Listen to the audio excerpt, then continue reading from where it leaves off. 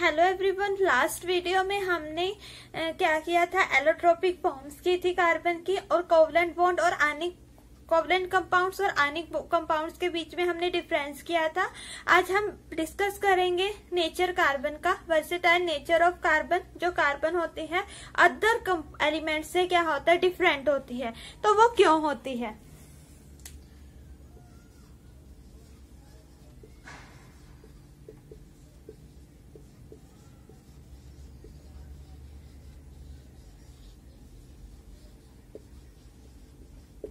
First जो carbon है other carbon atom से डिफरेंट है।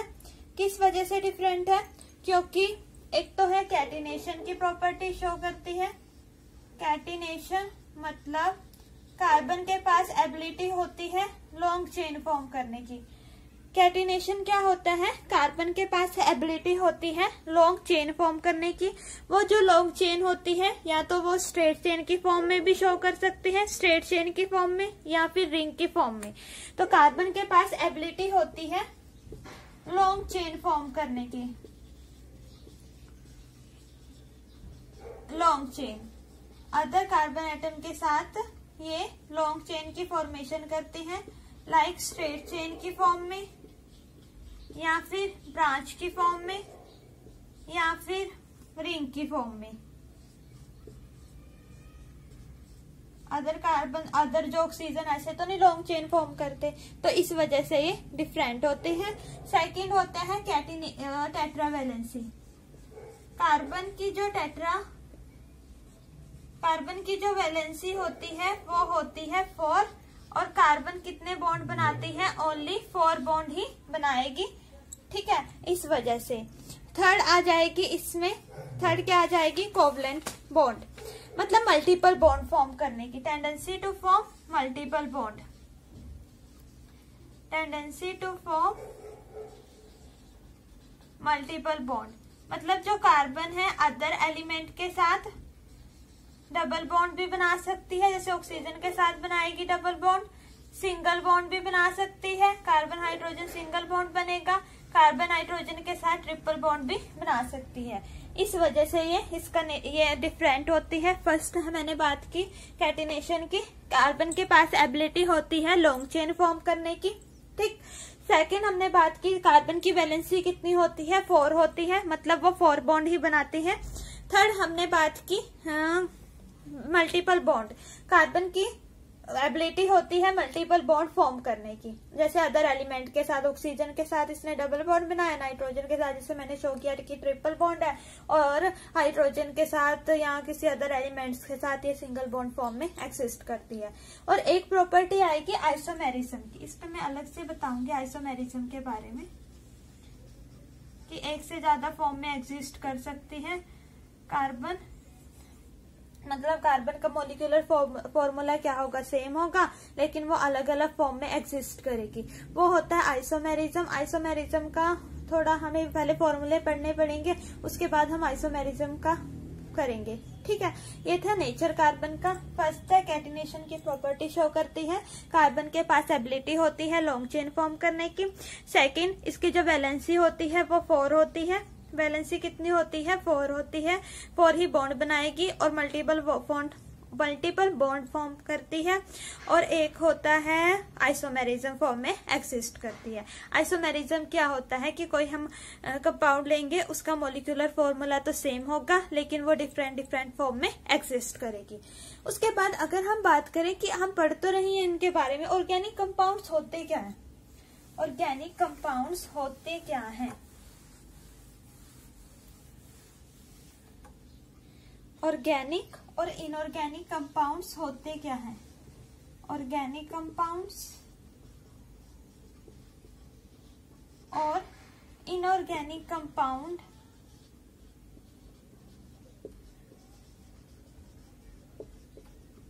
होते क्या हैं? ऑर्गेनिक कंपाउंड्स, इन्होंने बोला था कि ऑर्गेनिक कंपाउंड्स वो कंपाउंड होते हैं जो हमें नेचर से मिलते हैं, लाइक जो हमें प्लांट्स और एनिमल्स से मिलेंगे कंपाउंड्स वो होंगे ऑर्गेनिक कंपाउंड, और जो हमें रॉक्स एंड मिनरल से मिलते हैं वो होते हैं इनऑर्गेनिक कंपाउंड। ठीक। ऑर्गेनिक अगर इनऑर्गेनिक कंपाउंड्स के बारे में हम डिफरेंशिएशन करें कि ऑर्गेनिक और इनऑर्गेनिक कंपाउंड्स क्या होते हैं, तो ऑर्गेनिक कंपाउंड जो हमें मिलते हैं प्लांट्स और एनिमल्स से वो होते हैं ऑर्गेनिक कंपाउंड, और इनऑर्गेनिक कंपाउंड्स वो कंपाउंड्स होते हैं जो हमें मिनरल्स रॉक्स वगैरह से मिलते हैं, वो होंगे इनऑर्गेनिक कंपाउंड। लेकिन मतलब वो हम अब आए थे हमारे पास वाइटल फोर्स थ्योरी।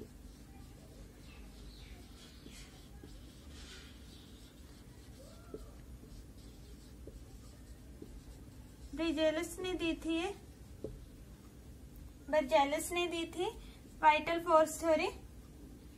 इसने कहा था कि जितने भी हमें ऑर्गेनिक कंपाउंड मिलेंगे वो हमें नेचर से ही मिलेंगे, उनको हम लैब वगैरह में प्रिपेयर नहीं कर सकते। According to vital force theory कि जो भी ऑर्गेनिक कंपाउंड्स हैं वो हमें नेचर से मिलेंगे, चाहे वो प्लांट से मिले चाहे वो हम एनिमल से मिले, लेकिन हम उनको लैब में प्रिपेयर नहीं कर सकते। इसने बोल दिया इतना।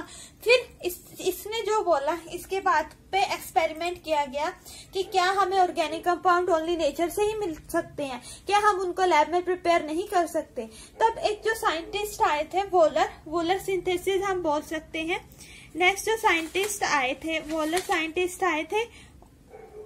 सिंथेसिस, उन्होंने यूरिया प्रिपेयर किया था लैब में। उसके बाद से सारे ऑर्गेनिक कंपाउंड्स लैब में प्रिपेयर होना शुरू हो गए थे। ब्रिजेलस ने क्या बोला था कि ऑर्गेनिक कंपाउंड हमें मिलते हैं ओनली नेचर से, प्लांट्स और एनिमल्स से हमें मिलेंगे, उनको हम लैब में प्रिपेयर नहीं कर सकते। लेकिन वोलर साइंटिस्ट आए, उन्होंने यूरिया की फॉर्मेशन की थी, मैमल्स का यूरिन यूज किया था और उसके क्या यूरिया की फॉर्मेशन की थी। क्या यूज किया इन्होंने यूज किया अमोनियम क्लोराइड। ये होता है अमोनियम क्लोराइड का फॉर्मूला NH4Cl। इसमें इन्होंने डाला पोटाशियम साइनाइड। क्या बोला ये मैंने, NH4Cl, अमोनियम क्लोराइड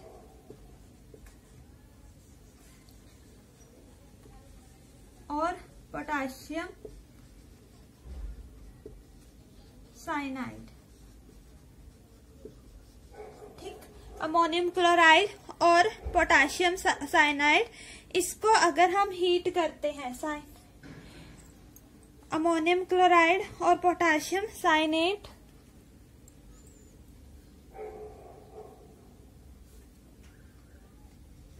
इनको अगर हम हीट करते हैं, हीट करने से हमें क्या मिलेगा, अमोनियम साइनेट मिल गया, साथ में क्या KCl, potassium chloride, ammonium cyanate. अब इस अमोनियम साइनेट को हम दोबारा से रीअरेंज करेंगे। अमोनियम साइनाइड को हम क्या करेंगे, हीट करेंगे, रीअरेंज करेंगे। रीअरेंजमेंट के बाद हमारे पास क्या बनेगा, urea, NH2C double bond O NH2। ये होता है फॉर्मूला यूरिया का।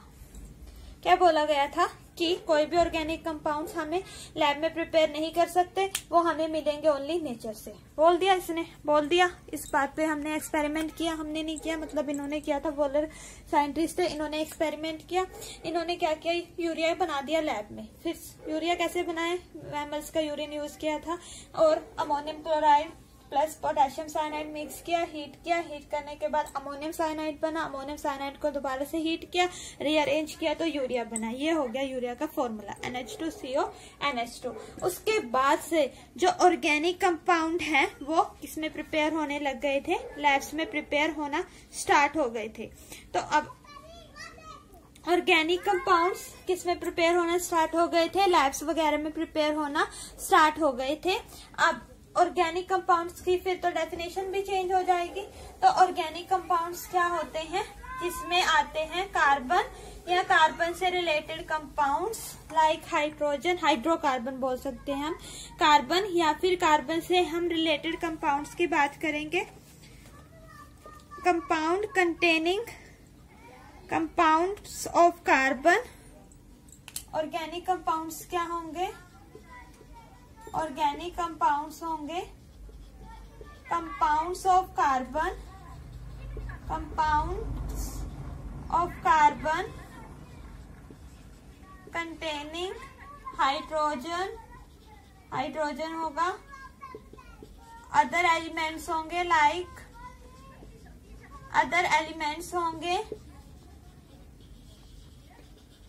लाइक ऑक्सीजन, नाइट्रोजन एक्सेट्रा, और भी हम ले सकते हैं, उनको बोलते हैं ऑर्गेनिक कंपाउंड। पहले क्या थी डेफिनेशन, जो हमें प्लांट्स और एनिमल से मिलेंगे वो होंगे ऑर्गेनिक कंपाउंड। उसके बाद डेफिनेशन चेंज हो गई क्योंकि लैब में प्रिपेयर होने लग गए कि जिसमें कार्बन आते, कार्बन तो आएगी, कार्बन से जो रिलेटेड कंपाउंड्स आएंगे हाइड्रोजन के साथ, या फिर कार्बन के साथ हाइड्रोजन की बॉन्डिंग, ऑक्सीजन की, नाइट्रोजन की, क्लोरीन की, ठीक है, तो वो होंगे ऑर्गेनिक कंपाउंड। मतलब यहाँ हम और भी बोल सकते हैं organic chemistry, chemistry of hydrocarbon, chemistry of hydrocarbon, chemistry of hydrocarbon and their derivative are known as hydrocarbon and their derivative is known as organic chemistry. Clear? Organic chemistry बोल सकते हैं हम इसको, ऑर्गेनिक कंपाउंड्स हम बोल सकते हैं। इसके बाद हमारे पास आते हैं saturated and unsaturated compounds. Saturated और अनसैचुरेटेड कंपाउंड्स, सैचुरेटेड और अनसैचुरेटेड कंपाउंड्स की अगर हम बात करें,